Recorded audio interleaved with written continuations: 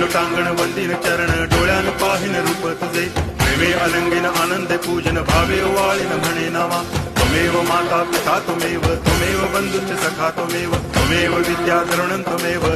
सर्वं मम देव देव कायेन वाचा मनसेन्द्रियैर्वा बुद्ध्यात्मना वा प्रकृति स्वभावा करोमि यद्यत् सकलं परस्मै नारायणायति समर्पयामि अच्युतं केशवं रामनारायणं कृष्ण दामोदरं वासुदेवं हरि गिरिधरं माधवं गोपिकावल्लभं जानकीनायकं रामचन्द्रं भज